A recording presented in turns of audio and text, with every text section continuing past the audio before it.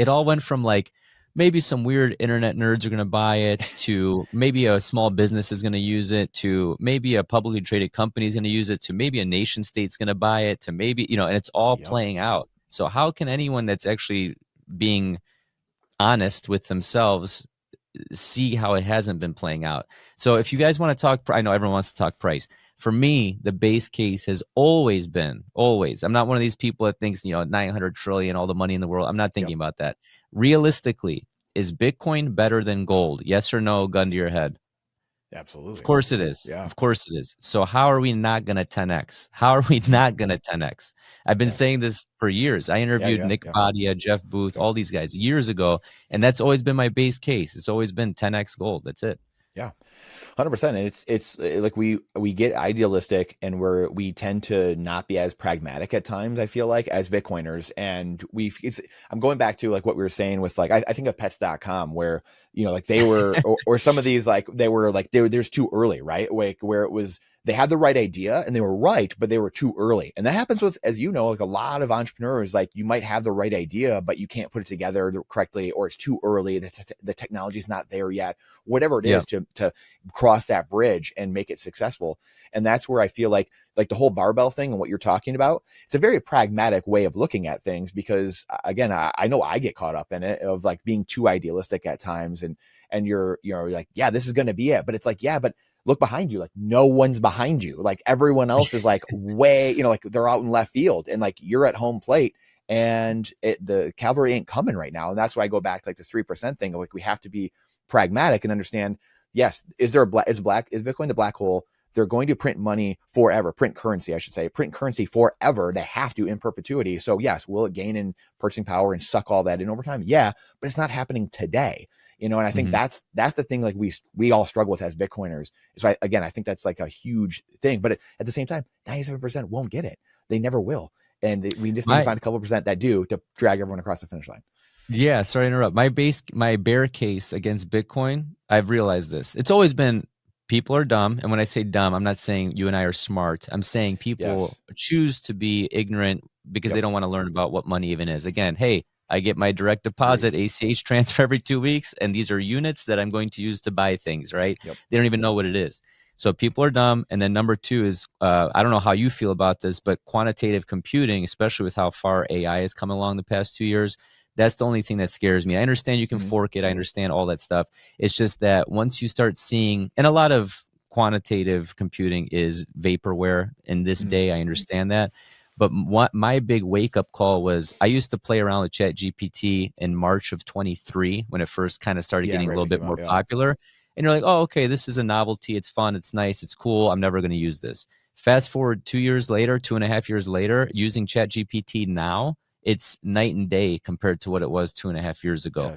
So if technology really does accelerate that fast, those are the only two things that scare me. Most people are ignorant to what money is and quantitative computing.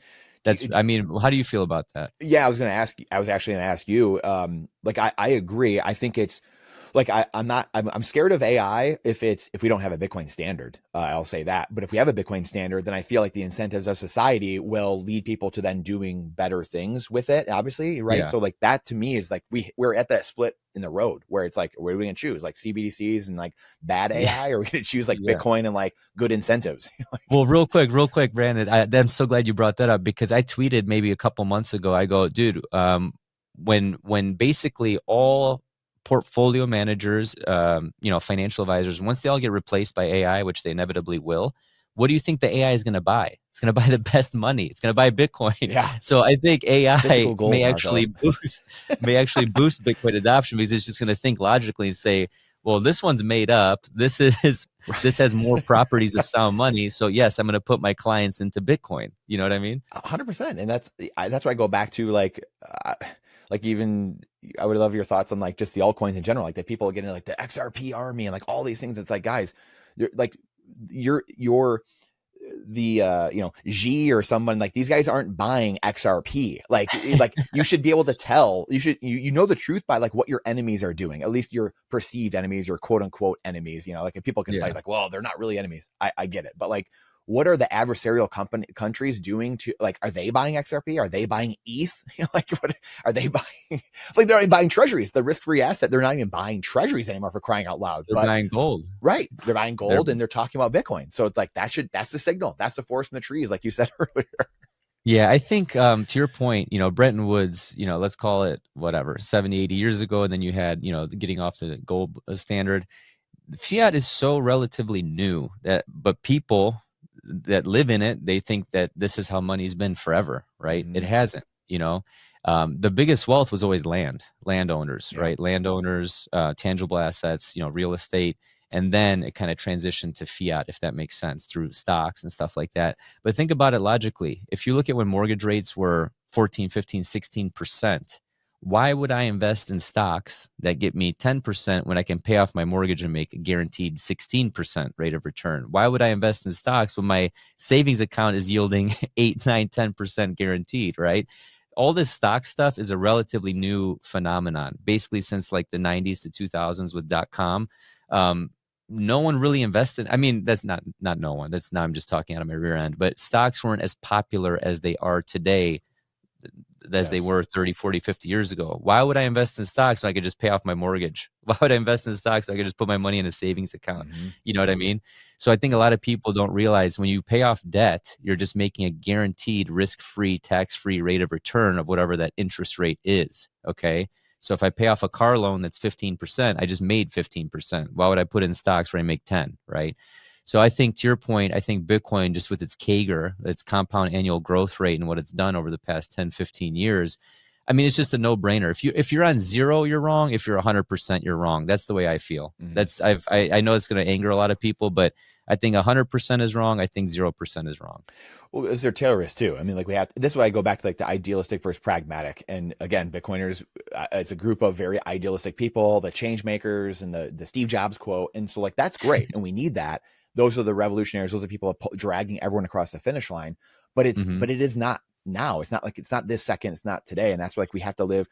We have a tough job because we're living in two worlds, right? We're living in this fiat world and the Bitcoin world. So it's like 100%. Yeah. Like you're grappling with it 24/7. It's very tough. You're dealing with people objecting to it and you're trying to live here. And then you're answering questions about over here and living and paying taxes in this world. I mean, it's a very convoluted world and it causes a lot of heartache. But look at our age group. You and I are the same age. We're, mid, late 30s. Half our life was zero technology, bicycles from 9 a.m. till 9 p.m. to knocking on the door. Hey, can Brandon play? Hi, Miss Gentile. Can Brandon play? To AOL Instant Messenger, middle school, high school, then cell phones, and then, the Matrix. It's literally, I think we're the last generation where it's kind of like half real life, half digital life, if that makes sense. 100%. Anyone... basically, like you said, 35, 40 and over, like you were that last remnant of people who like, you could get away with things in high school, right? Like you were doing ridiculous things or something in middle school and you're like, it wasn't caught on camera or TV or something. Yeah, like 100%. And if it was like, 140p or whatever, exactly. It looks like it was recorded. Someone with was playing Snake on their phone anyway, so they didn't catch it, like the Nokia brick. Dude, listen to this, bro. So I had my phone died in college. So my mom had a pink razor. So for like a whole semester, I had like a pink Motorola razor, dude. It was so funny. Then I got the BlackBerry. We're playing Brick Breaker, But yeah, it's different, man. It's different. And I think to your point earlier with the timing aspect, do people remember Friendster? Do they remember MySpace? Right. No, all they remember is Facebook and everything else now. Remember Vine? Vine was TikTok before TikTok. That was 10 years ago. Yes. Longer, more than 10 years ago. So I think time is almost like, I don't want to say a big circle, but I think what is old is new again. Look at like bell-bottom jeans. Those are popular now again. That wasn't popular for 20, 30 years. I think that Bitcoin, though, the thing that sets it apart from bell-bottom jeans and Friendster and MySpace is that we like to use this analogy. It's like discovering fire. It's like inventing the wheel. It's, it's its own thing, and it's the new paradigm of the new way. And I think that it's not just first mover advantage. It's that no one knows who created it. It's public. It's transparent. It's everything that people want in money. But when I don't know if it's the name, I don't know if it's sats, I don't know if it's the marketing, I don't know what it is, but normies just can't grasp it. And I think, to my point earlier, that comes from 70 to 80% of people just not even knowing what money is. And then that subset of 20, 30% that kind of understands it, they don't understand currency, the difference between currency, money, central banking, all that stuff. So I just think that grassroots is not going to get us there, dude. I really believe that. I know that sounds negative, but it needs to be, again, metaphorically forced upon us in a way that normies just use it. Hey, I get my ACH transfer every 2 weeks. I get my Bitcoin every 2 weeks. It needs to become that. If you like that clip, then you definitely got to check out this next spicy clip. I think you're really going to like it. Come on, check it out. But if you want the full version, the full interview, then check that out over here. Come on, do it. I'll see you in there.